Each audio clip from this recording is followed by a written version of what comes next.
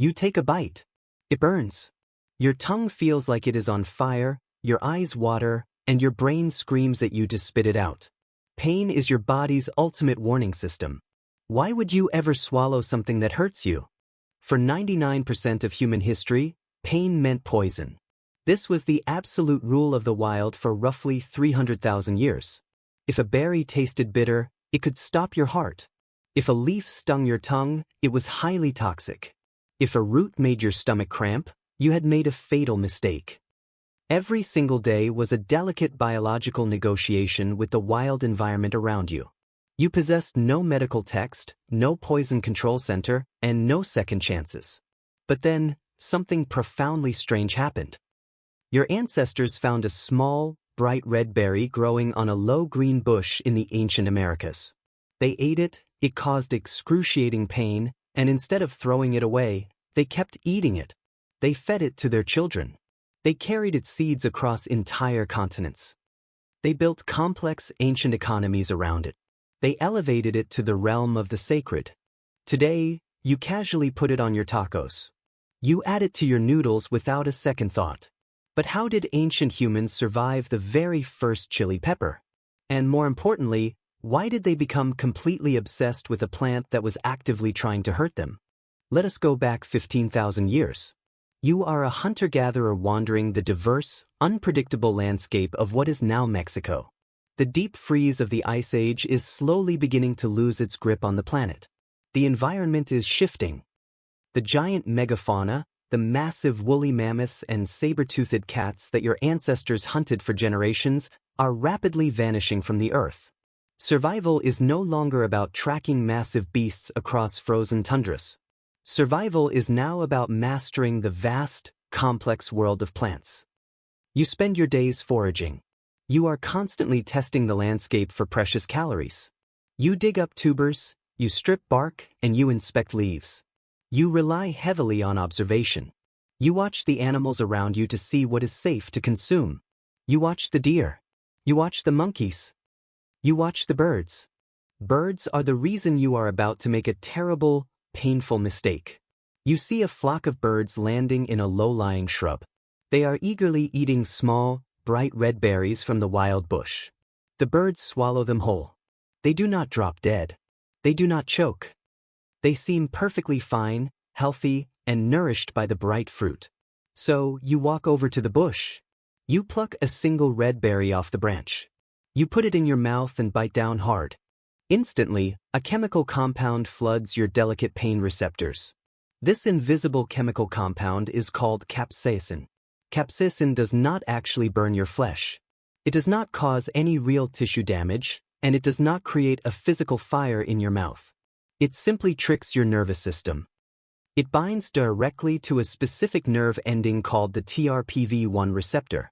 This is the exact same receptor in your mammalian mouth that detects physical, boiling heat. Your brain literally believes you have put a burning coal into your mouth. Your body triggers a massive, immediate emergency response. You begin to sweat profusely. Your heart races in your chest. Your eyes water to flush out the perceived threat. Your nasal passages open up. You spit the berry out immediately. You wait for the poison to take your life. But death never comes. The burning sensation slowly fades into a strange, lingering warmth. You look back at the bush. The birds are still eating them. Why did it burn you, but not them? Because birds do not possess the specific mammalian pain receptors that react to capsaicin. To a bird, a wild chili pepper is just a sweet, crunchy, harmless fruit. It is completely devoid of spice. The chili plant evolved this complex chemical weapon specifically to stop mammals from eating it. Mammals have heavy, grinding molars. When mammals chew their food, they completely destroy the delicate, fragile seeds hidden inside the fruit. If a mammal eats the berry, the plant's genetic line dies right there in the dirt. But birds do not chew.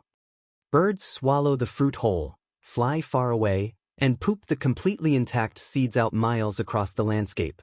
They act as a perfect, highly efficient delivery system for the plant's reproduction. The chili pepper designed a brilliant, targeted evolutionary defense mechanism specifically against you. It screamed at you to stay away.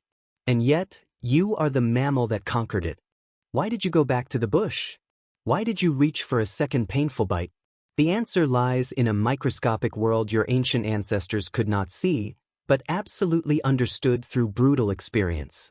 Food spoils fast. In the ancient world, rotting food was a literal death sentence. Without refrigeration, hunted meat goes bad in a matter of hours. Bacteria multiply incredibly rapidly in the warm, humid climates of ancient Mesoamerica. Eating spoiled food meant severe dysentery. It meant crippling dehydration. It meant almost certain death in a world without medicine. But the painful chili pepper had a secret biological weapon. Capsaicin is a remarkably powerful antimicrobial agent. It actively kills deadly bacteria. It stops lethal fungi from growing on your precious food stores. Evolutionary biologist Paul Sherman conducted a massive, sweeping study on why human cultures across the globe use strong spices in their food. He discovered a direct correlation between the heat of a climate and the amount of spice used in the local diet. The hotter the climate, the more rapidly bacteria grow, and the more violently spicy the traditional food is. Your ancestors realized that if they smashed these burning red berries and rubbed them onto their freshly hunted meat, the meat lasted days longer. It did not rot as quickly under the harsh, baking sun. It remained safe to eat long after untreated meat had turned green and deadly. The intense, searing pain in your mouth was simply the price you willingly paid for surviving the week. You traded temporary physical discomfort for a guarantee of tomorrow. We have hard, undeniable archaeological evidence of this painful transition. Let us travel to the dry, dusty Gulan Naquitz cave in Oaxaca, Mexico. Here, brilliant archaeologists Linda Perry and Kent Flannery made a stunning discovery that changed our understanding of human history. They carefully, methodically sifted through the bone-dry dust of thousands of years of human habitation. They found ancient, beautifully desiccated stems of wild chili peppers scattered among the compacted dirt of the cave floor. By using advanced radiocarbon dating, they determined that these plant remains are exactly 8,000 years old. This was not an accidental drop by a passing animal. This was not a random seed blown in by the wind. This was a deliberate, highly organized harvest. Your ancestors were purposefully walking out into the wild, gathering a weaponized plant, and bringing it deep into their safe, sheltered homes. They were stockpiling the pain. But gathering wild plants is one thing. Farming them is an entirely different level of human commitment. It requires patience, foresight, and an immense amount of labor. So let us reconstruct a day in the life of an ancient early farmer. It is now roughly 6,000 years ago. You are living in the sweeping, sun-drenched Tehuacan Valley of central Mexico. You are no longer just walking and blindly foraging through the wild. You are actively altering the earth. You are planting seeds. You are domesticating the wild world around you. Domestication is the slow, grueling process of taking a wild species and breeding it over countless generations to perfectly serve human needs. You notice that some chili bushes produce bigger berries. Some bushes produce less painful berries. Some bushes survive the dry season better than others. You gather the seeds from only the best plants. You plant them in rich soil near your home. You fetch heavy skin bags of water for them. You pull up invasive weeds to protect their fragile, shallow roots. Without even knowing it, you are slowly, deliberately changing the genetic code of the plant itself. Famed archaeologist Richard McNeish excavated the deeply buried, stratified layers of the Tehuacan Valley caves. He was searching for the origins of agriculture in the Americas. He found the absolute smoking gun. He found ancient chili pepper seeds that were physically different from the wild ones outside the cave. They were larger. They were plumper. They were clearly carefully cultivated by ancient human hands. By 6,000 years ago, ancient humans had completely adopted this painful, burning plant into their daily agriculture. They were not just using it as medicine or preservation. They were growing it right alongside their primary, life-sustaining staple calories. The famous Three Sisters of ancient farming, the brilliant combination of corn, beans, and squash, actually had a loud, spicy cousin growing right next to them. But the human obsession did not stop in the valleys of Mexico. It rapidly, explosively spread. It traveled thousands of miles south, moving from tribe to tribe, passing through dense jungles and over towering mountain ranges. In the ancient, humid coastal villages of Loma Alta and Real Alto in what is now modern-day Ecuador, researchers found something absolutely incredible. They excavated ancient, heavy milling stones from deep within the earth. These are the massive, flat rocks used daily by ancient women to grind tough seeds into soft, edible flour. The researchers took these heavy stones into a modern laboratory. They carefully scraped the porous surface. Under a high-powered microscope, they looked at the ancient residue left behind. They found tiny, microscopic starch grains perfectly preserved in the rock's microscopic crevices. They were undeniably starch grains from capsicum, the chili pepper. These microscopic grains found in Ecuador are exactly 6,000 years old. Think about what that actually means for human evolution. Two entirely distinct groups of ancient humans, separated by thousands of miles of dense, impassable jungle, independently decided to farm and grind up a plant that caused them severe physical pain. They had no internet. They had no trade routes connecting them directly. Yet both cultures came to the exact same bizarre conclusion. This painful plant is essential to our lives. Why go through the massive, exhausting daily effort of grinding it into a paste? Because the human relationship with the plant was fundamentally changing once again. It was no longer just a chemical tool to keep meat from rotting. It was becoming something much deeper. It was becoming about rich, deeply rooted human culture. It was becoming about identity. It was becoming about flavor. And eventually, it became entirely sacred. Fast forward to roughly 2,000 years ago. You are living in the ancient, bustling, vibrant settlement of Chiapa de Corzo in southern Mexico. Human society has grown incredibly complex. You no longer live in a small nomadic band. You live in a structured society with thousands of people. You have complex, fire-hardened pottery. You have deep, intricate religious rituals. You have specialized daily jobs, from toolmakers to priests. Researchers excavated beautiful, highly elaborate pottery vessels from this massive archaeological site.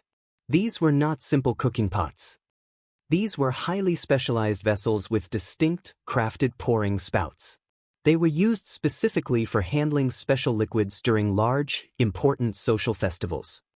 When modern scientists extracted the invisible, ancient chemical residues trapped deep within the porous clay of these 2,000-year-old jars, they found conclusive traces of capsicum. Your ancestors were literally making spicy, burning beverages. They were drinking the fire. They mixed freshly crushed chilies with water. They often combined it with cacao, the bitter, highly prized ancient ancestor of modern chocolate. They drank this dark, burning liquid together during intense, atmospheric religious ceremonies. The sheer, overwhelming pain of the chili became a profound way to test human endurance. It became a deeply physical way to commune with the gods. When you consume a massive amount of capsaicin, the pain is so intense that your brain believes you are severely injured. In response, your brain dumps a massive flood of endorphins into your bloodstream. Endorphins are natural, powerful painkillers. This sudden flood of endorphins creates a distinct, floating, mild euphoria. Your ancestors figured this out. You were literally getting high on a humble plant's defense mechanism. You were using botanical pain to reach a higher state of spiritual consciousness. This brings us to the ultimate, brilliant counterintuitive twist of human evolution. The science of psychology calls this specific human trait benign masochism. Famed psychologist Paul Rozin spent years studying why humans intentionally expose themselves to negative experiences that do not actually cause harm. The chili pepper specifically evolved capsaicin to stop mammals like you from ever eating it. It was a blaring, brilliant, biological, do-not-eat sign built by nature.